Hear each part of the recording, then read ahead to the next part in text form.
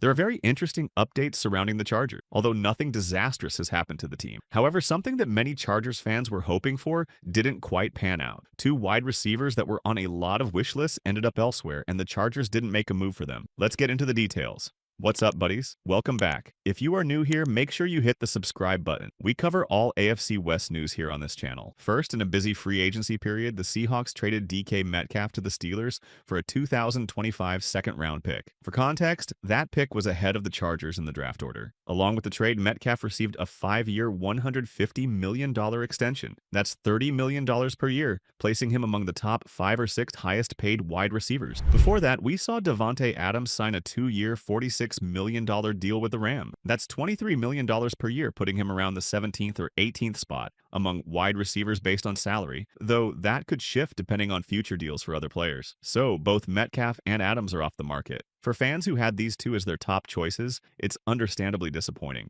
Adams in particular feels like the bigger letdown. Not only did he return to LA, but he also went to the same stadium, just not to the Chargers. He had the freedom to choose his destination, and unfortunately, the Chargers weren't the team he picked. As for Metcalf, it was always going to come down to which team offered Seattle the best package in terms of picks and contract. The Steelers stepped up with both, so there's no big surprise there. Still, it stings because these two players felt like potential solutions for the Chargers wide receiver room. To be clear, it's not like the wide receiver room can't be upgraded in other ways. There are still options out there, but these two players represented a chance to bring in a true Pro Bowl caliber wide receiver. Someone with that prototypical X build who could play on the outside while complementing the talent already on the roster. Now the focus likely shifts to other names, like Darius Slayton, or even relying more heavily on Keenan Allen and Mike Williams. These are solid options, but they won't generate the same level of excitement or confidence among fans as Metcalf or Adams would have. It's not surprising that the Chargers didn't make a massive move like this in year 2 of their current strategy. Adding a receiver of that caliber would have brought them closer to being in that one piece away conversation. But for now, it seems they're still working on building enough foundational pieces before going all in. There was a lot of speculation about Adams wanting to play for a West Coast team, and Metcalf was reportedly interested in the Chargers, given their contender status, stable quarterback situation, and warm weather. Funny enough, he didn't end up with any of those things. As for whether the Chargers were truly interested, I think there's a decent chance they were in on DK Metcalf. It makes sense. There were reports like the one from Jordan Schultz that the Chargers tried to trade for him last year, but Seattle just wasn't picking up the phone. So it's believable they were at least exploring the market for him. The timing of this deal with Pittsburgh is interesting too. It seems like they waited until the Steelers offered a second-round pick, which conveniently became the price tag. Diana Rossini even mentioned earlier how the terms suddenly got adjusted to that second-round pick. Coincidence? Probably not. As for Adams, I'm not as convinced the Chargers made a serious push. DK Metcalf seems like a more plausible target for them, especially with the Sanjay Lal connection and how many league executives reportedly predicted he could end up a Charger. But clearly it didn't happen, and now they're left evaluating other options. Looking at the remaining choices, it's not exactly a dream scenario. There are still receivers out there who could help improve the roster, either as a solid wide receiver too, or just someone who provides depth behind players like Ladd McConkey. The question is, how much of an upgrade would any of them be? For instance, if you assume T. Higgins isn't available for trade, and the Bengals don't suddenly prioritize other moves over keeping Higgins, you're looking at players like Chris Godwin. He's coming off a season-ending left ankle dislocation, and his projected value is around $20 million per year, maybe even higher now. And then we have Amari Cooper, with projections closer to $15 million per year. Then there's Stephon Diggs, DeAndre Hopkins, and A.J. Brown. But those situations seem less realistic. The most common name being thrown around is Darius Slayton. Slayton and Cooper could fit the mold as outside receivers who aren't wildly expensive. Neither is necessarily the perfect solution. Cooper's age and Slayton's inconsistency in recent seasons are factors,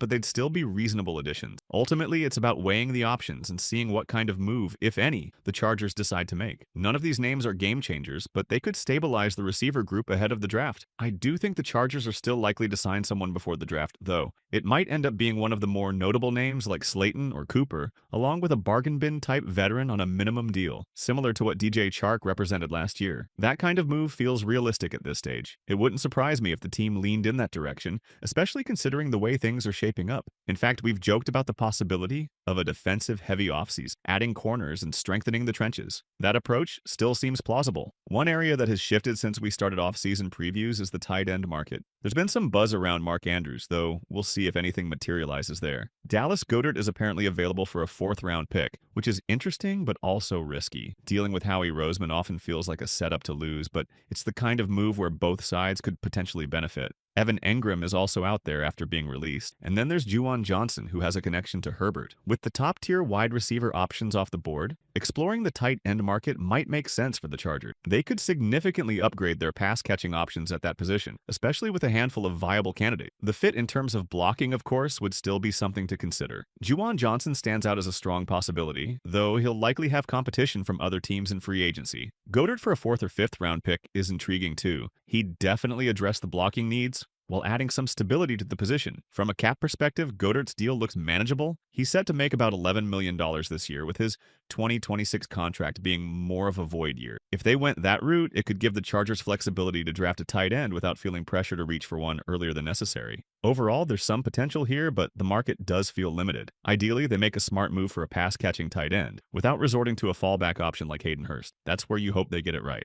Now that the Chargers aren't committing big money to a wide receiver like DK Metcalf or Davante Adams, it does free up resources. That probably factors into their overall planning moving forward. All right, here's a question nobody really wants to hear, but it's worth asking seriously. Do the Chargers actually think Quentin Johnston is that guy? Simple answer is no. Okay, let me clarify. What does that guy even mean in this context? If we're talking about someone like Darius Slayton, they're likely hoping for 800 to 1,000 yards a year from him. Can Johnston reach those numbers? Sure, it's possible. He put up around 760 yards last year, so getting to 800 wouldn't be surprising. But when it comes to being a go-to player or someone the team views as a cornerstone, the answer seems to be no. The Texans game, and several others, excluding that Raiders finale, exposed some of his limitations. His ability to handle contact and contribute effectively to the intermediate and short-range game just isn't there yet. That said, Johnston is still valuable as a 3rd or 4th option who can make a splash play here and there. It's more about finding the right role for him at this point. Think of it like Baltimore with Rashad Bateman. Different situation, but they showed patience, trying to develop his role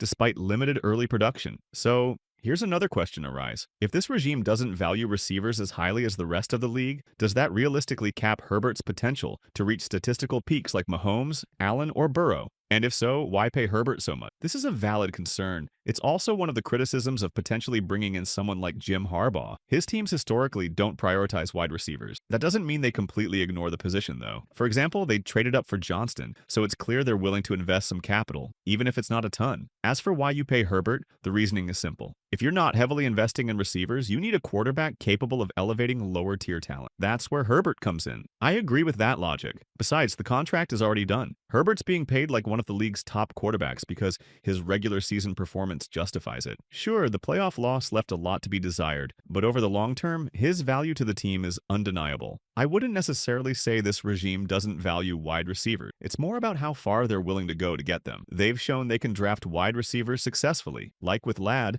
and they're adept at scouring the waiver wire for in-season replacements when injuries arise. They did a decent job patching those holes last year. It's not that they'll never make a big move for a wide receiver. If the right opportunity came along, like a free agent saying, "I only want to play for you," or a trade where they could land someone like DK Metcalf at a discounted price, they might pull the trigger. But compared to some other teams, I don't think they value the position quite as highly. That said, the Chargers aren't at the Ravens level yet, where the rest of the roster is so dominant that it doesn't matter if their receiving core is a patchwork group. They're not in a place where they can rely on a mix of guys like Zay Flowers and Rashad Bateman to carry the load. So guys, what do you think? Now both Adams and Metcalf off the table, who could wear the Chargers jersey next? Share your thoughts in the comment section.